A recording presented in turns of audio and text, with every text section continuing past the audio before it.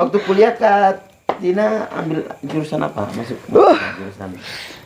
jurusan Bolsel Kota Mobagu atau Bakirabu Meme? Jurusan kepelaminan yang berat. Kalau itu belum ya, belum sudah itu di jurusan itu. Masih belum jurusan. Uangnya itu biasa itu didapat dari mana? Apakah ada pekerjaan sampingan Iya, atau pasang lilin tiap di kamar kan? Gimana? Sehingga di Ada di belakang rumah berjaga babi.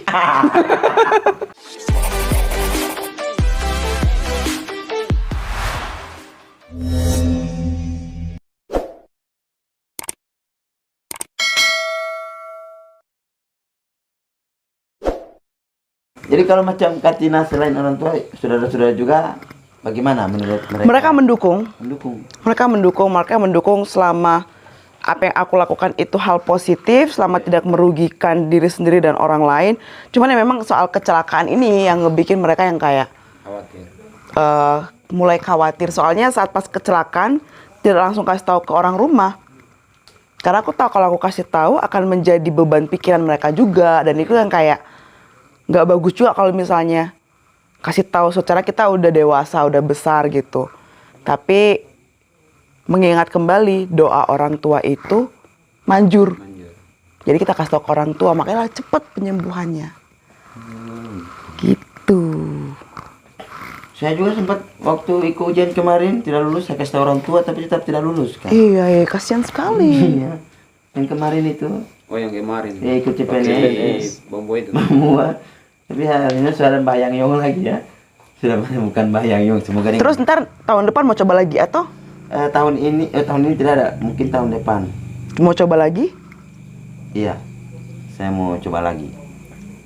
Sampai lulus atau ada batas misalnya sampai 5 kali lagi tidak coba baru berubah profesi yang lain atau selama umur belum mencapai batas maksimal. oh ada batas maksimal ya? Iya. Soalnya saya tidak tertarik di situ, jadi tidak paham dengan hal-hal seperti itu. Saya juga sebenarnya tidak tertarik, cuma yang mengikuti biasa. Apa? Kan orang tua kita itu kan selalu mengatakan ini Ya. pada anak yang terbaik lah. Mau jadi bapak kan dikit lagi kan ya? Ya. Jadi sudah tahu kan apa yang dibilang orang tua dulu? Iya. Merasakan? Bapak kan? Bapak, maksudnya pernah bapak jadi bapak kan? Saya juga bapak. Sudah melewati. Anak-anak tidur. Kebetulan ini tahun ini ya lulus SMA ya, Iya. baru lulus. Oh baru lulus SMA. Siap. Cuman di pemuka memang boros kak. Makanya suka jadi Pertalite sekarang. Oh. Saya Pertamax ya, suka Pertamax lebih irit. Berangkat boros. Berarti mahal dong dia ini ya? Pertamax bro, mahal. Lebih mahal sedikit lah. Oke, mungkin ada Kak Ipa lagi pertanyaan untuk Kak Tina pada malam ini? Karena memang Untuk Apa nih mau dikulik-kulik lagi? traveling itu ke suatu tempat di beda tempat ya. Iya. Biaya? Setiap tempat itu kan biasa ada tempat untuk tempat wisata yang biasanya mereka nyelam atau diving lah. Iya. Ya. Nah, kira-kira dalam diving itu apa yang paling menarik selama perjalanan Tina itu? Kalau aku sih sebenarnya lebih ke semua tuh menarik ya. Seperti aku bilang sebelumnya, semua tuh menarik, semua tuh spesial.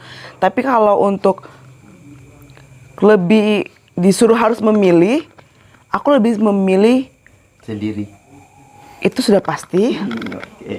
Lebih memilih seperti kayak shipwreck, kapal tenggelam.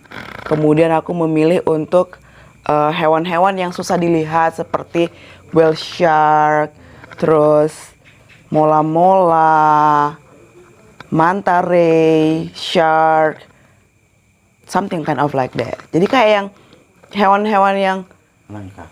iya, tidak semua tempat wisata underwater itu memiliki itu gitu. Karena kalau koral, ikan-ikan yang lain itu kita bisa lihat gitu loh. Tapi kalau untuk whale shark, jadi whale shark ini di Indonesia ada Derawan, Gorontalo, terus NTB, kemudian ada di Sulawesi Tenggara, Papua, kurang lebih tuh di situ. Di NTT juga ada tapi kadang cuman seliwiran gitu. Lewat. Iya, nah itu kan mereka kan trans. iya trans. Jadi tidak semua tempat itu ada gitu. Sama juga dengan mola-mola. Untuk di Indonesia mola-mola atau disebut sunfish itu ada di Bali, Nusa Penida dengan di Alor. Nah, Kita dulu juga ada di sini tapi ya sudah mati. mungkin Bukan juga itu. dia transit juga mungkin ya. Kemungkinan. Karena hewan itu, ikan itu suka di bagian dalam. Nah sama juga sama kayak yang paling aku suka juga itu agak sedikit menantang. Diving di gunung bawah laut. Gunung bawah laut. Iya. Jadi gunung apinya itu di bawah laut yang masih aktif. Salah satu contohnya itu yang ada di Sangier. Sangier ada. Di Sangier ada. Di aku lupa namanya Mahangetang. Gunung Mahangetang situ di Pulau Mahangetang itu ada gunung aktif dan itu masih ada bubble aktif dan itu kalau kita pegang itu anget di situ. Jadi itu apa ya kayak memacu adrenalin yang kayak kalau tiba-tiba meledak ya udah selesai dong kita. Nah, terus yang kedua waktu di Una-Una Sulawesi juga nih kan di Pulau Una-Una di Togian itu pas lagi nyelam lagi diving tiba-tiba bunyi boom. Jadi aku pikir itu ada yang ngebom ikan. Terus aku tanya badiku, I'm like, ada apa? Kenapa? Terus dia gambar gunung volcano, terus dibilang volcano eruption. Aku yang kayak, kita diving ini di gunung api. Itu salah satu kayak yang menantang. Nah, orang tuaku tuh hampir tidak tahu tentang itu semua. Sampai mereka lihat di YouTube atau postingan aku di sosial media, baru mereka telepon. Hey, Tina, kau itu dari mana? Kau tuh ngapain? Kau gila gini gitu. Itu kalau untuk di gunung, untuk bawah laut. Kalau gunung api juga ada. Kemarin pas sempat di Halmahera, sempat ke Gunung Dukono. Gunung Dukono itu dia setiap 20 detik itu dia erupsi. Ya, selalu erupsi. Jadi kawah nih, gede ya kawah. Kita itu berdiri di pinggirannya itu ngelihat mulut lava. Ngelihat mulut lava gitu. Jadi kemungkinan dia bisa semakin membesar dan bisa terjadilah letusan gunung yang lebih besar. Nah itu aku juga suka yang seperti itu. Suka ekstrim gitu. Iya, apa ya? Terima gitu. Aduh. Merasa apa kayak ada tantangan baru, lebih memacu adrenalin. Itu mungkinnya yang ngebikin susah laki-laki mendekat. Karena memang ya bermain di lava. Bermain api. Api. Mana sini ya. Kemungkinan juga bikin susah untuk laki-laki mendekat itu biasanya ini Mbak Tina ini selalu menjauh. Ini tiba-tiba udah di daerah sini. Itu sebenarnya bukan aku yang Terus menjauh. disusul lagi jalan lagi ke daerah sebelah. Akhirnya ke sini terus ke sebelah. Sini. Nah, mungkin nanti di sini ketemu lagi. Nah, bahayanya begini. Jadi kalau macam Katina punya pacar kan? Katina pindah ke sini. Nah, pindah ke sana lagi. Ini nyusul. Jadi traveling juga dia sama-sama. Ya, Kok kita jadi kayak orang kayak belajar ini orang Itali? Lezzato. hampir uno. Oke, jadi itu ya. Tapi itu semua Kak, untuk seorang Katina ini, saya pasti juga teman-teman yang melihat ini atau mendengarkan cerita ini pasti juga berimajinasi, pasti. Ya. Imajinasi pasti wajib. Ya. Aku juga berimajinasi yang kayak, duh aku belum pernah ke Bolsel. Padahal tahun lalu Oktober aku udah ngelewatin Bolsel. Aku skip Bolsel langsung masuk ke Kota Mobagu. Kemudian pas bulan 4 aku harusnya lewat Bolsel, tapi aku lewat utara. tembus Gorontalo gitu. Nah yang ini juga tadi siang itu hampir nggak masuk ke sini. Hampir nembak. Katina berbicara Bolsel kira-kira, tapi belum di ini ya, belum disurvei semua kan? Belum. Saya baru tanya, mungkin berapa yang Katina sudah lihat atau ini makanya belum sih. Kira-kira menurut Katina itu apa yang menarik di Bolsel? Jadi sebelum aku jalan ke suatu tempat itu aku suka survei dulu dari Google informasi. Kadang sempat nanya-nanya ke teman-teman PA, terus Mapala, kadang juga teman-teman komunitas, mungkin komunitas Vespa kayak gitu. Jadi aku tanya dulu sebelum aku datang, di tempatmu ada apa sih yang bagus bisa dieksplor? Air terjun kah? Apa? Ternyata dari jawaban beberapa teman ini hampir sesuai dengan apa yang aku suka. Kayak, bawah lautnya bagus nih di Bolsel, gitu. Terus ada burung maleo, jadi bisa dilihat burung maleo juga, gitu kan. Nah cuman ya bisa dibilang lagi semuanya itu kan kembali ke waktu, gitu. Jadi Katina ini besok berangkat lagi kan? Rencananya besok itu mau berangkat lagi ke Bitung. Punya agenda apa? Punya acara Bitung? Mau nyebrang ke Halmahera. Halmahera. Karena dari Halmahera bisa nyebrang ke Maluku atau ke Papua. Jadi perjalananku makin panjang. Gitu. Kan seperti film Sung Gokong, mencari kitab suci ke timur. Mencari kitab suci ke timur? Iya. Jadi aku ke timur Indonesia, siapa tahu aku mendapatkan yang suci-suci. Gitu. Nah, sekarang kan ngomong-ngomong Bicara-bicara. So panjang lebar toh. Nah, selama ini kan dari semenjak awal perjalanan itu kira-kira dari umur berapa? Dan sekarang sudah umur berapa? Coba kalian tebak dulu umurku berapa di situ, pas lagi nonton. Ntar pas selesai aku jelasin, aku kasih tahu umurnya. Jadi aku mulai jalan itu sebenarnya kita dari keluarga sih sebenarnya. Dari keluarga itu memang suka jalan-jalan, suka kita kayak camping, bawa mobil, bawa peralatan masak, jalan kemana, mandi di pom bensin. Itu udah dari kecil. Dari kecil sama papa mama. Kemudian terus banyak kegiatan-kegiatan dari gereja. Makin sering aktif itu pas masuk kuliah. Jadi aku pergi dari Jakarta merantau ke NTT, ke Kupang. Dari situ aku mulai aktif. Bukan mulai belajar. Kalau belajar dari kecil tadi aku bilang dari SD. SD, SMP itu udah mulai belajar. Tapi kalau mulai aktif dari kuliah. Jadi kita lihat, ini ada hari yang tidak ada jam mata kuliah, pergi nih ke pulau di depan, ke Pulau Semau, ke Pulau Kera, kadang ke Pulau Alor atau ke Pulau Flores. Jadi yang kayak memang, kenapa aku bilang NTT itu aku 95%, karena udah dari 2008 ke lulus kuliah, selalu di situ. Jadi gimana? Udah bisa tebak aku umur berapa? Jadi aku umur 31 sekarang. Mudah kan? Masih muda karena memang pakai Pertamax kan, irit. Bukan, karena menikmati hidup. Menikmati hidup, bersyukur dengan apa semuanya.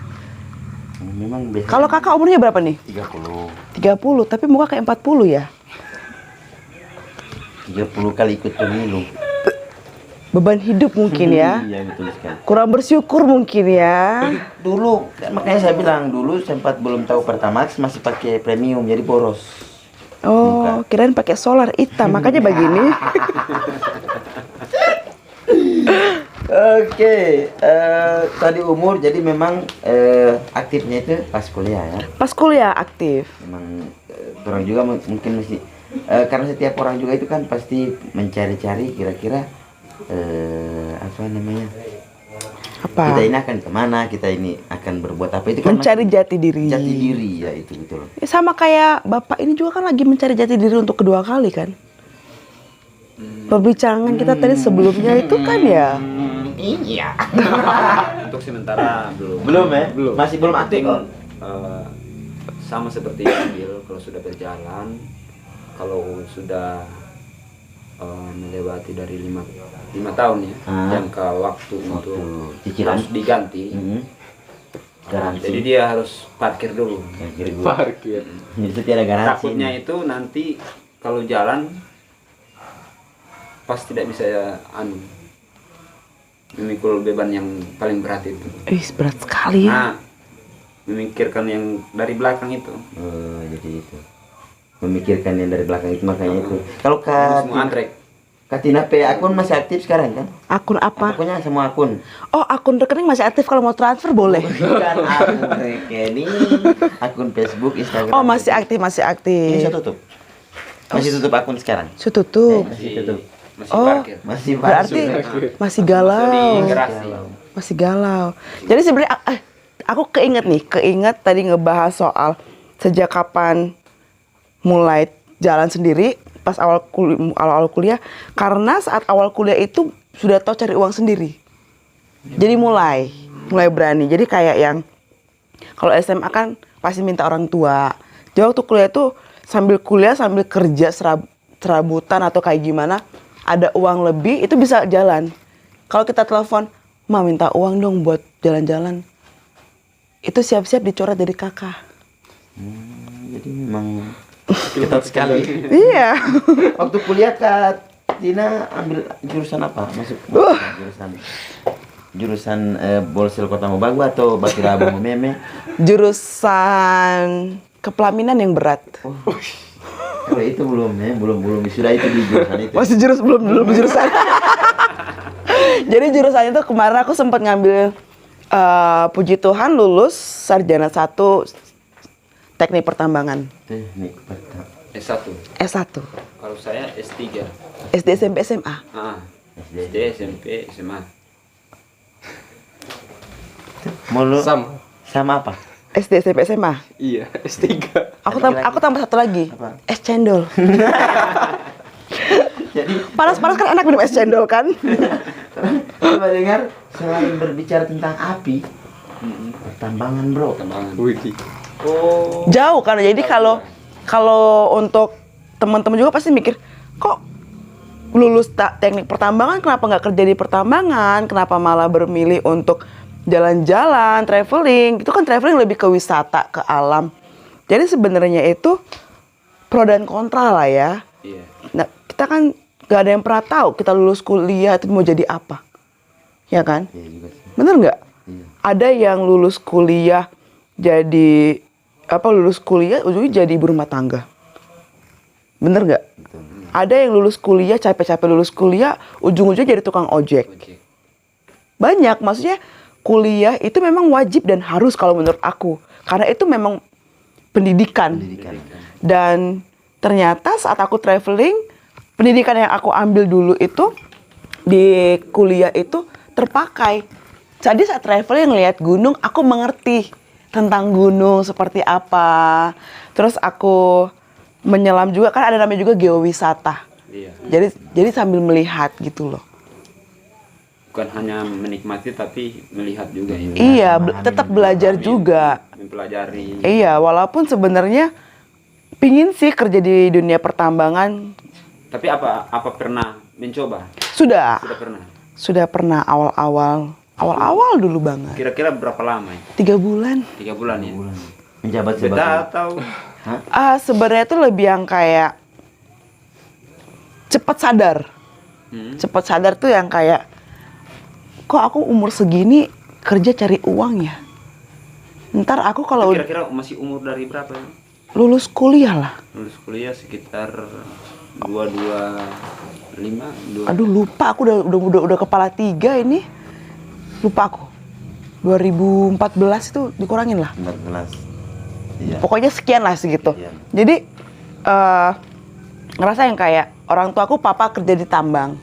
Hampir beberapa saudara kerja di tambang, paman gitu kerja di tambang. Jadi ngeliat mereka itu yang kerja di dunia pertambangan tuh kayak, kok mereka kayak nggak punya waktu untuk mereka sendiri. Mereka tuh bekerja untuk membiayai hidup keluarga. Tapi apa ya, seperti kurang menikmati. Walaupun sebenarnya mereka menikmati dengan cara mereka. Dan aku ternyata memikir, kayaknya aku mau cari jalan diriku dulu deh. Jadi tunda dulu kerja, mau ngambil S2 rencana. Ternyata ngambil S2 ini belum berjodoh, jadi aku traveling. Nah, ternyata saat traveling ini aku menemukan diriku tuh menyukai jalan-jalan, menyukai alam. Karena dengan alam, aku lebih bersabar, lebih mensyukuri ciptaan Tuhan, lebih menerima perbedaan. Dulu yang aku tahu ya, nih maaf teman-teman semua, dulu aku tuh mikir gini, orang dari timur itu ya item-item keriting, maaf, bukan mau bilang ras ya, itu dulu, karena aku tinggal di Jakarta, maksudnya dulu banget. Tapi saat aku traveling jalan kayak gini, ternyata ya sama istilah kayak orang tahunya kayak, orang dari timur ini ngomongnya keras-keras, jahat-jahat. Karena di Jakarta kebanyakan mereka itu ada yang jadi bodyguard, ada yang jadi yang dilihat itu yang keras-keras gitu. Padahal sebenarnya banyak yang lebih bagus. Penyanyi kayak almarhum Glenn, contohnya ya kan. Jadi sebenarnya itu lebih yang kayak apa ya? Semakin ke timur ini aku baru sadar, oh mereka itu malah menggunakan bahasa Indonesia yang baik. Mereka tuh tidak mengenal perbedaan agama, suku, warna, dan ras. Itu yang ngebikin aku yang kayak, aku suka di dunia perjalanan ini, itu lebih tertarik itu yang ngebikin. Traveling dengan motor ya tentunya membutuhkan biaya. Gimana itu? Nah, menurut seperti yang Anda bilang tadi, itu kan biasa sama dengan orang di sini pikir ini anak mungkin orang kaya. Karena Bukan cuma kalian, biasa semua orang ini. berpikiran yang sama. Ini memang ya gitu. Biasanya begitu. Ya, Kira-kira jadi- itu uangnya itu biasa itu didapat dari mana? Apakah ada pekerjaan sampingan Iya, atau pasang lilin tiap di kamar kan gimana? sehingga di Ada di belakang rumah berjaga babi. Enggak sih, jadi yang seperti apa ya? jadi kan yang kayak aku bilang sebelumnya, aku mau mulai jalan bawa motor ini sejak pandemik Maret 2020.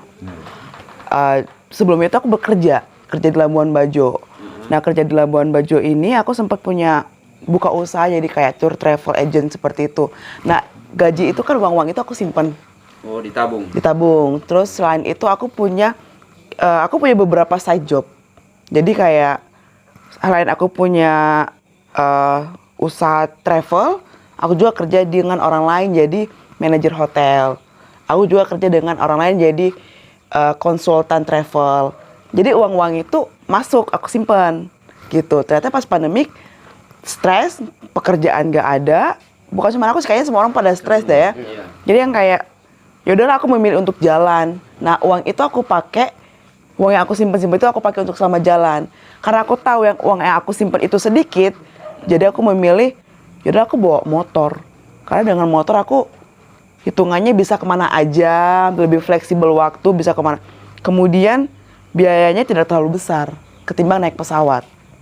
Gitu. Nah, pas uang bener-bener habis 0 rupiah itu di ATM gak bisa ditarik lagi. Tiba-tiba tuh kayak cing, ada yang nelfon, Tin, gimana kabar? Duit aman? Habis nih. Udah kita transfer. Jadi kayak apa yang aku lakukan dulu sebelum pandemik ini, bantu-bantu orang, Iya. pas ada uang tuh bantu-bantu, tidak pandang bulu kiri kanan. Ternyata berkat itu datang lagi lewat orang lain, gitu loh. Itu yang ngebikin aku optimis dan percaya pasti Tuhan itu selalu kasih jalan gitu. Burung aja yang nggak kerja bisa makan. Masa aku manusia yang bisa bekerja nggak bisa makan? Banyak banget orang-orang, teman-teman baru, keluarga-keluarga baru yang istilahnya itu bahasa kasarnya mereka itu nampung aku dengan suka hati ya. Iya. Dan aku tidak meminta itu, dikasih makan sama mereka, dikasih minum, kadang motorku juga diperbaikin mereka tanpa aku minta. Jadi kayak ternyata berjalan sendiri itu bukan harus punya uang banyak. Selama kita berbuat baik, orang akan berbuat baik. Niat baik akan niat baik. Iya. Tapi kalau kita niatnya, kayaknya kita bisa pencuri uang. Aku yakin perjalanan itu tidak akan bagus. Mungkin dia punya niat mencuri uang, berhasil dulu, tapi dia tidak tahu kalau ke depan ini bahkan Iya, mungkin ke depan bisa jadi tersiksa. Makanya kayak apa ya? Karena aku Kristen mungkin ya, jadi aku berpikiran apa yang aku tanam itu yang kamu tuai. Jadi kayak good karma. Ada lah samping-sampingan, jual madu, jual kain tenun. Aku sekarang lagi hobi. Bisa tenun juga. Jadi aku dari NTT nih aku bawa ada kain tenun. Itu aku jual-jualin. Ada yang mau nitip nggak ada ini? Jadi kayak apa ya istilahnya kayak just tip. Ambil untung dari situ. Nah kebetulan sekarang lagi hobi merajut. Jadi aku ngerajut gitu. Merajut kalung, bukan kalung sih, apa sih? Tas apa sih? tas yang dianyam begitu. Iya tas yang dianyam untuk korek. Untuk korek, untuk tas, untuk botol tumbler. Jadi itu aku jual. Sebenarnya aku nggak ada ide untuk itu. Nah teman-teman, kenapa nggak dijual? Lumayan ada bantu-bantu buat ongkos bensin gitu. Itu belajarnya dari mana? Aku belajar itu dulu waktu SD SMP udah sempat belajar dari sekolah. Terus kita belajar ulang lagi dengan teman. Diingatkan kembali. Jadi dari awal perjalanan sampai sekarang ini 90% itu komunitas dari Vespa yang banyak ngebantu. Yang banyak ngebantu dari informasi, dari tempat tinggal, makan kadang mereka juga lebih kasih. Aku kayak yang jadi apa ya? Namanya juga masih Indonesia banget ya kayak, aduh kayak tidak enak hati. Begitu kayak, aduh mereka ini membantu kita memang niat. Tapi diri sendiri merasa kayak gimana ya? Iya kayak ngerasa, aduh kalau bisa jangan terlalu membantu kita takut tidak. Rasa minder begitu. Iya. Menerima yang diberikan. Iya, itu awal-awal. Awalnya. Tapi akhirnya kayak awal-awal kan, ayo kak mbak makan. Iya makasih udah kenyang, padahal lapar. Setelah itu aku mikir, kalau memang lapar tinggal bilang lapar. Kak mari makan, ayo mari jom makan. Iya. Karena sebenarnya mereka itu menawarkan memang mereka mau membantu, memang ikhlas. Bukan karena ada mau suka, walaupun ada beberapa sih. Ada pertanyaan lagi kak?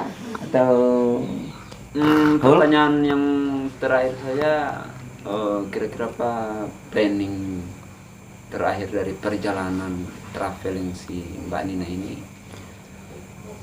Apakah sudah ada target untuk finishnya ke depan itu seperti apa? Entah apa sudah. Ini pertanyaan terakhir ya. Kalau dari aku sendiri sebenarnya tidak buat target. Namanya juga perjalanan. Perjalanan itu adalah bagian dari hidup. Kita tidak pernah punya tahu kapan hidup kita selesai. Gitu. Jadi sebenarnya perjalananku ini ya mungkin kalau Tuhan sudah panggil ya mungkin disitulah selesai perjalananku. Karena aku punya mimpi, punya impian di saat aku tua pun, saat aku punya cucu, anak dan cucu pun, aku tetap berjalan. Walaupun tetap traveling, walaupun dengan cara yang berbeda gitu loh. Dengan cara yang berbeda. Jadi karena traveling itu adalah pelajaran hidup. Pelajaran hidup itu tidak hanya sampai tahun depan, tidak. Perjalananku itu ya sampai aku menutup usia. Sampai aku tutup usia. Mungkin itu yang aku sebut namanya pulang. Pulang. Kalau orang-orang kan pulang mungkin saat mereka menemukan cinta. Ada beberapa teman-teman kan, iya pasangan, atau saat mereka sudah menemukan pekerjaan, baru mereka sebut namanya itu pulang, atau saat mereka menemukan diri mereka sendiri disebut pulang. Kalau aku udah menemukan diri sendiri, tapi aku sebut pulang atau akhir dari kapan selesai perjalananku ini, mungkin di saat aku menutup usia. Itu selesai perjalananku. Karena ya sudah selesai nama perjalanannya Tina. Udah jadi cerita sejarah. Gitu. Dan cucu nanti. Amin. Ya, semoga dikasih umur panjang, bisa jalan-jalan kan ya. Yang lebih jauh. lebih jauh. Amin. Enggak lah ya, mungkin aku kasih penutup sedikit untuk tips-tips buat teman-teman yang nonton juga yang mungkin penasaran dengan aku atau yang kayak tadi bukan pertanyaan sih, kayak kesimpulan dari aku tentang pasangan. Aku tuh tidak pilih-pilih, tapi banyak mau. Maunya? Aku tidak memilih-milih, pilihanku cuma satu, laki-laki. Laki-laki. Oke. Tapi maukunya banyak. Mauku banyak. Jadi yang aku utama itu sebenarnya aku dengan pasanganku nanti kita tumbuh bersama. Tumbuh bersama ini bukan cuman dia yang kerja, aku diam di rumah, tidak. Kita sama-sama bekerja, kita menyimpan uang sama-sama, kita berjalan sama-sama, jadi bukan hanya dibilang, perempuan ya mbak masak di rumah, perempuan mbak cuci piring, mbak cuci baju. Tidak, laki-laki dan perempuan itu sama, karena sama-sama manusia. Kita sama-sama manusia, sama-sama punya orang tua. Yang membedakan kita itu adalah hanya jenis kelamin yang disatukan dalam status pernikahan. Itu. Jadi siapapun kalian, pria yang single, yang berani siap, take me out. Take me out. Udah kayak jadi acara take me out, ini udah acara pencarian jodoh. Mungkin di acara pada malam hari ini ya, di Carlota, orang sudah bakar Carlota tentang Katina itu seperti apa, sudah dengar sendiri toh. Jadi buat yang berminat silakan ya. Siapa tahu ada yang Mbak DM. Kena sampar di sini Pe. Siapa tahu berminat untuk teman jalan, ketemu di mana, Betul ya sekali. kan, mencari informasi juga. Jadi saksikan terus atau silakan follow Instagram dari Katina, Facebooknya, dan juga jangan lupa subscribe ya. YouTube-nya Katina apa? Oh, YouTube aku namanya Tinae spasi Siringoringo, Instagram namanya Tinae Denae, Facebook Tinae spasi Siringoringo. Oke, dan jangan lupa tetap standby di channel Peredam Bolsel. Saya Arul Gendeng. Dan saya Mr. Gaga. Saya Ardi Ismail. Dan saya Tinae. Kami undur diri dulu. Wabillahi taufiq wal hidayah. Assalamualaikum warahmatullahi wabarakatuh. Bye-bye.